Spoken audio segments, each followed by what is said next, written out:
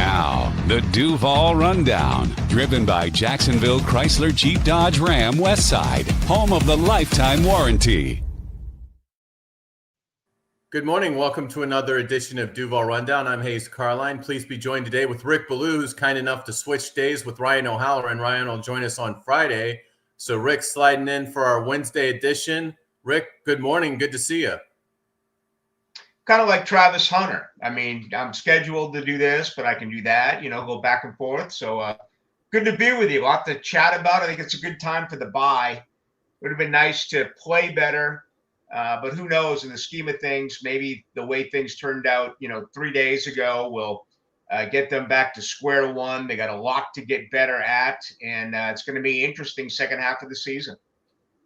Yeah, you mentioned Travis Hunter. I heard you talking about him on Into the Night. Tell us a little bit about where you kind of, are with Travis Hunter and what you think the plan for Travis Hunter should be coming out of this bye.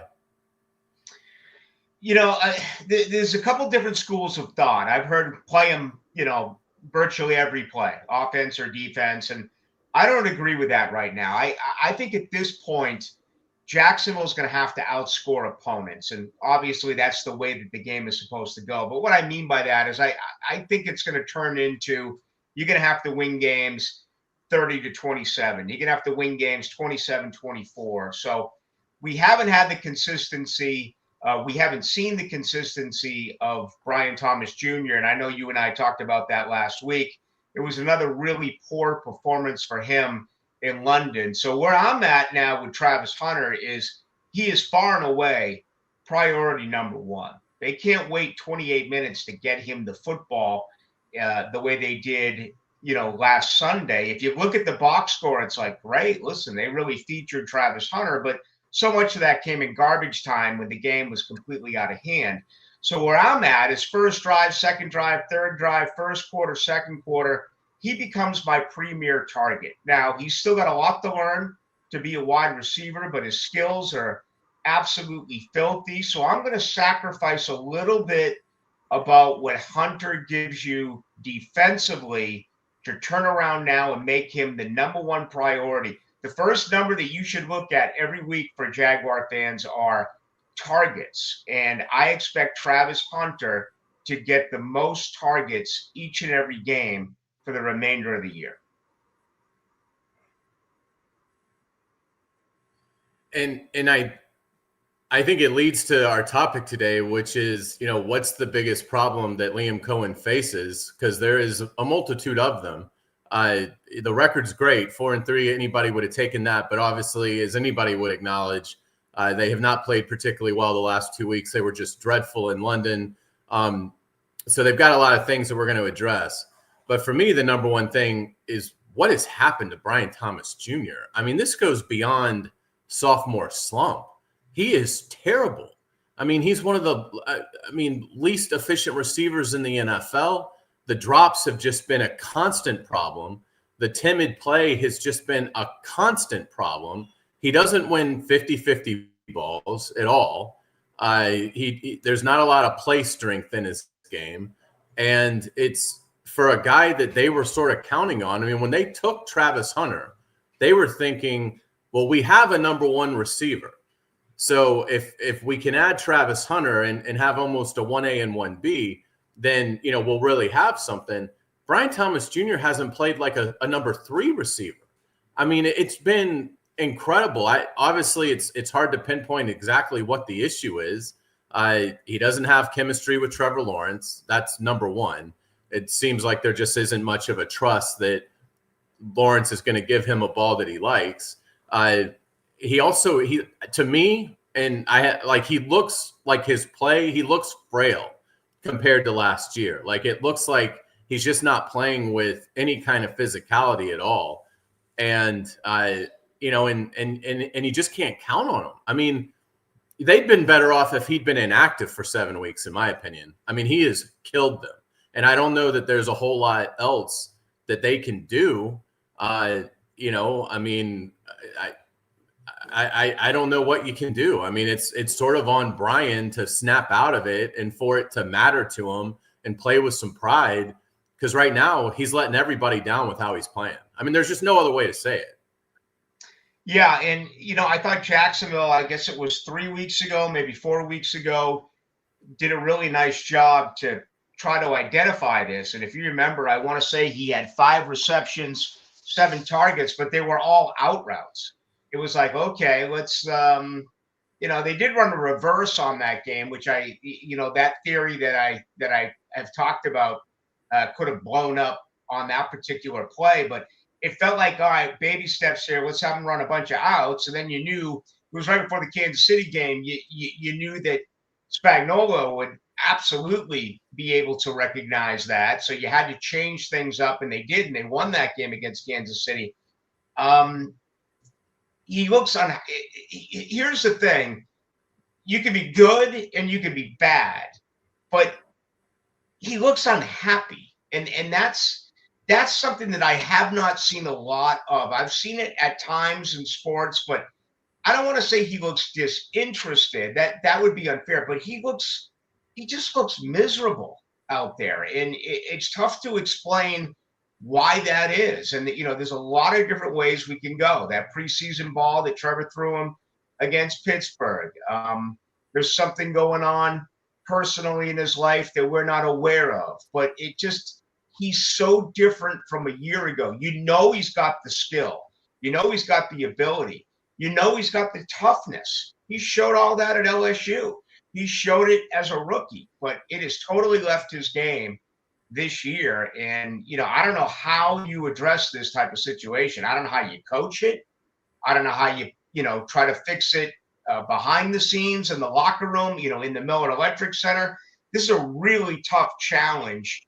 You look at some of their best players, and all of a sudden, you're 7 games in, and you got some issues, whether it's health related. I mean, if we were to rank the top 6, 7 players on this team, Brenton Strange and Devin Lloyd are on them, and they're not there. You got other really good players who aren't 100%, like Trayvon Walker with the club, and then the constant situation around Trevor. And now you've had it all year long here with Brian Thomas Jr. Those are your best players. And, right and Josh Hines Allen has a half a sack through 7 games. And he's close. He had, 7 pressures, and they say he's almost there. Well, he's paid for sacks. It's like you go out and you bring in a home run hitter to hit 40 bombs. You don't want him hitting doubles and singles. You've got to hit the home run. That's what you paid him for. I think you and I would agree that a sack can be a misleading statistic.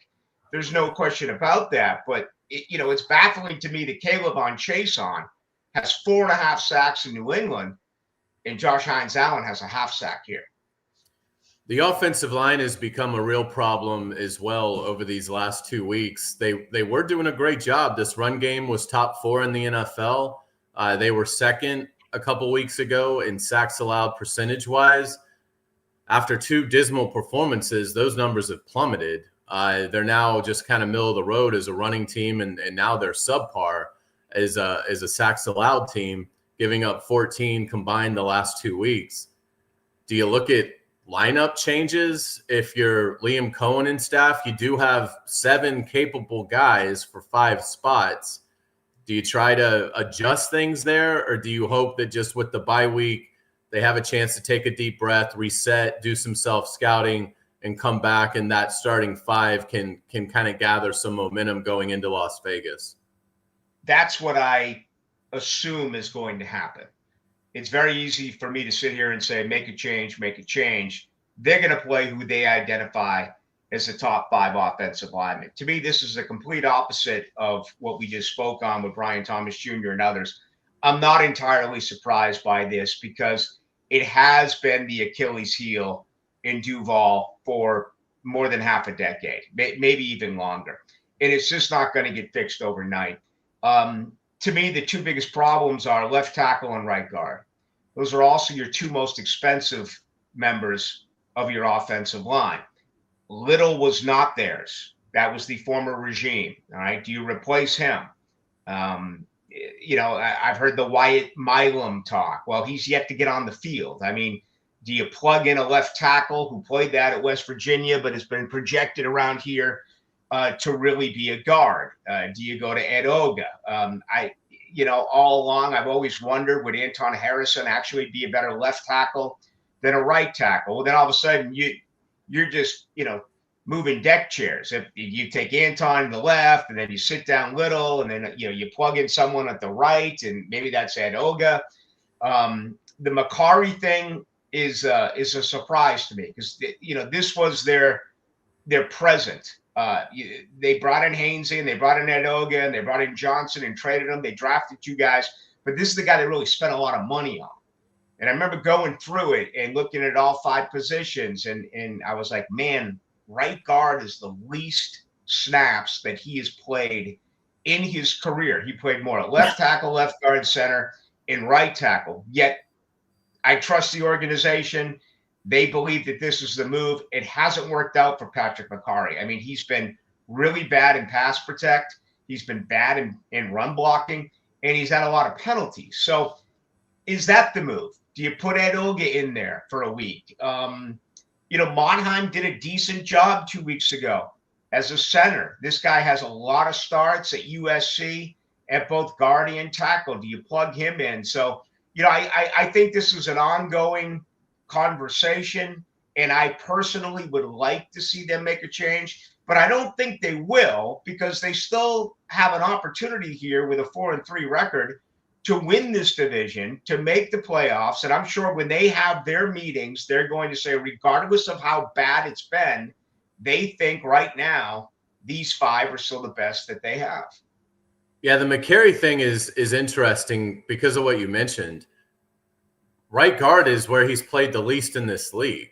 So I understand why they projected that, well, he'll be fine there. He's been good at other spots, and he has played right guard a little, but it's the least of the 5 spots that he played in Baltimore.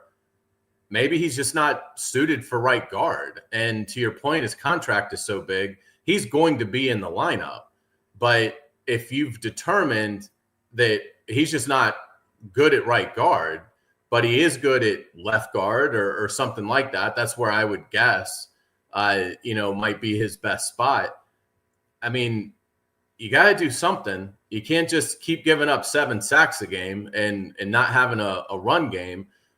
So I'm sort of with you. I don't think they'll do anything coming out of the bye in terms of adjusting the starting 5, but it is something that I would look at with Macari is just that he's shown he can play at this level at other spots.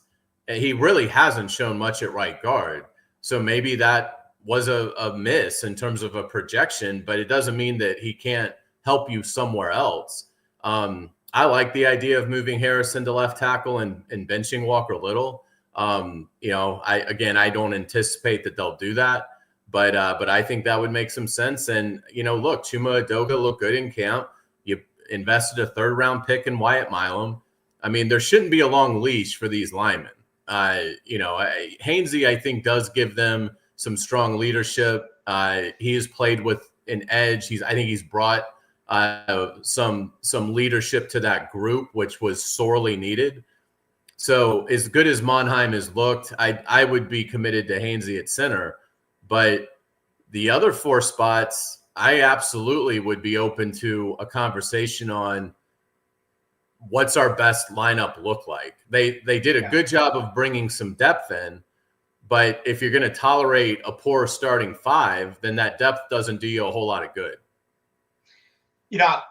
I understand that you have contracts with these guys and Harrison's coming up and, you can look at Little and start to look at dead cap money and things along those lines. But as far as I'm concerned, Hayes, next year, you hope that Monheim and Wylam are on that starting 5. Now, I don't know where. The assumption was Monheim as a center and Milam as a guard. But that doesn't necessarily have to be the case. You have to get your best 5, and you drafted those 2 guys. And listen, Monheim was a 7th-round pick. Most 7th-round picks don't do a lot in this league.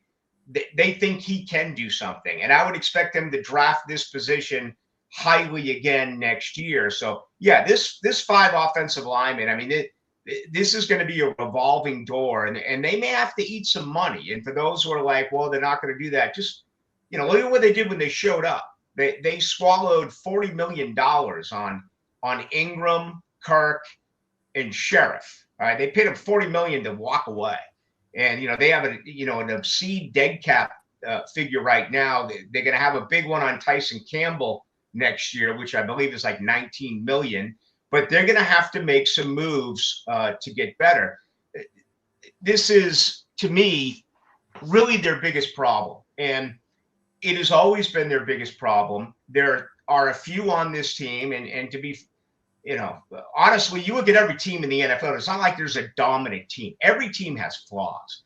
Every team has holes. Jacksonville as well. But if they can't run, they are a totally different football team. They have to run the football. Look at what they did early in the year when they were leading the league in rushing. They were leading the league in average per carry.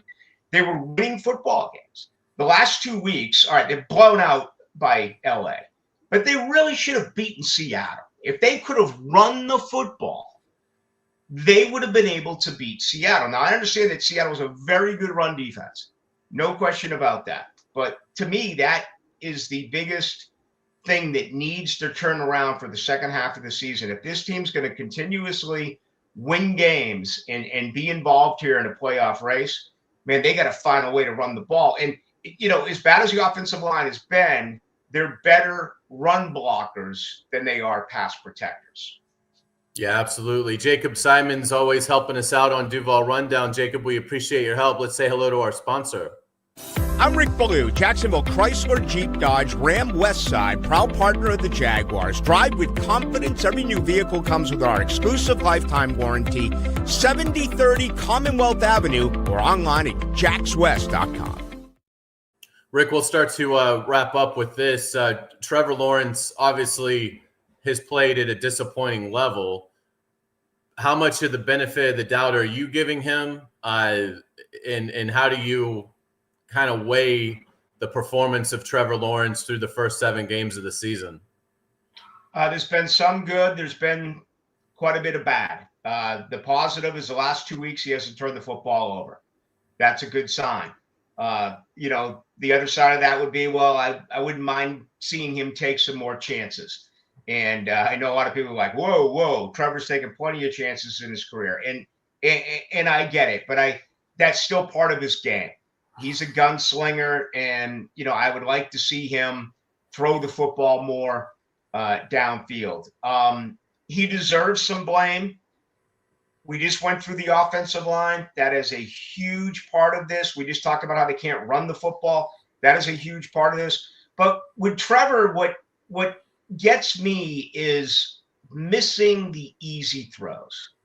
I mean, you and I and everyone else, we talked about the screen game of Liam Cohen and how important that was going to be with very good pass catching backs that you have here in Jacksonville. Now, the 2 rookies were basing that on what they did in college, but really good hands. And we saw it during training camp. The screen game's just not there. I was looking at the numbers yesterday. 14 receptions, 8 incompletions to Travis Etienne, a guy that he's been with now for 8 years? 8 incompletions on routes that are 7, 8 yards behind the line of scrimmage, if that. I mean, I think there's a tell. I think they're giving it away. I don't know how they're giving it away because it was working early, but the last 5 games, I don't think they've hit a screen that's worked. It's unbelievable. To me, it makes me wonder if I don't think it's a Liam Cohen thing, but I wonder if Trevor is doing something with how he aligns, or maybe it's a back. But it almost looks like they're giving something away because they haven't fooled anybody with a screen in a month. And that includes wide receivers. And look at the 3 balls that Hunter got 2 weeks ago. You had the 14-yard reception. The other 3 receptions added up to 1 yard. They totally ate up, So that is a good point. I haven't really given that any consideration. That could be it. I mean, they've changed so much with Trevor, really head to toe, including his his footwork. You can go back to Robert Saleh, saying that they were legally stealing signs. Well, there's nothing wrong in the NFL if you can tell whether you're passing or running, or in this case, whether it's going to be a dump down, a screen to one of your backs. So, I still think it's fixable. I still think it's going to be a huge part. I mean, if you look at this offense, 33% on third down. Liam Cohen led the NFL last year, 50.9% on third down. Liam Cohen had the number one red zone offense in the NFL last year. This year's Jaguar team, 50% in the red zone. And the penalties are a big part of that. You're constantly in third numbers, you have to believe. Yeah, these numbers are going to improve. You have to believe that. It's only 7 games in.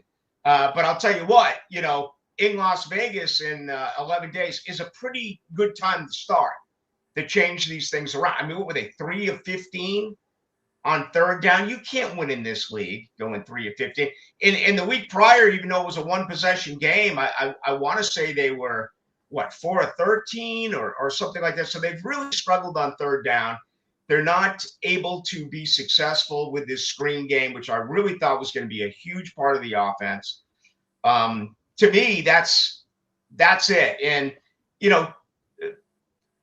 Trevor's a game-to-game story. You just never know what you're going to get out of it. I'm still really waiting for that explosion. I'm waiting for a Trevor Lawrence 25 for 32, 310 yards, 3 touchdowns and a pick.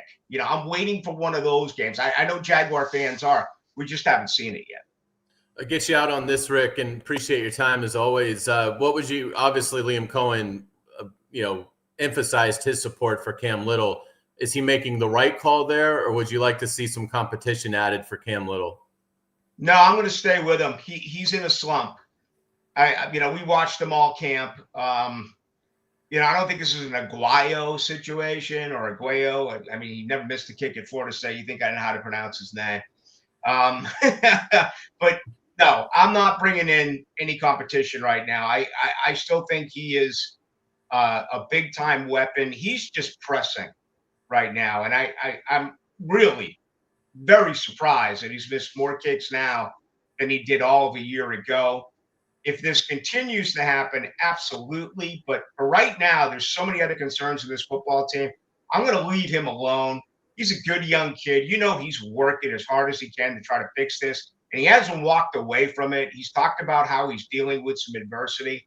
But I would leave him as is right now. How about you? Yeah, I mean, I don't have a problem with it. I wouldn't have had a problem with them bringing in a kicker on the practice squad to compete. But that's not ideal. I mean, those spots are finite. And to have 2 kickers on a roster, that's going to limit you somewhere else. So I don't have a huge problem with it. I mean, Liam sees him way more than in terms of during the week than obviously what we see. So, and we know Cam Little has talent. So, it is his first slump of his career.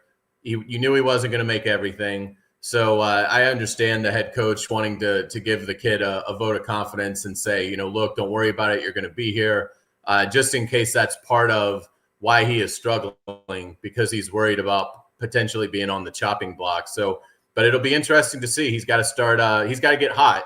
I mean, he doesn't have to. We know you're not going to make every kick. We understand that. But but you can't miss. As many as what we've seen out of Cam Little.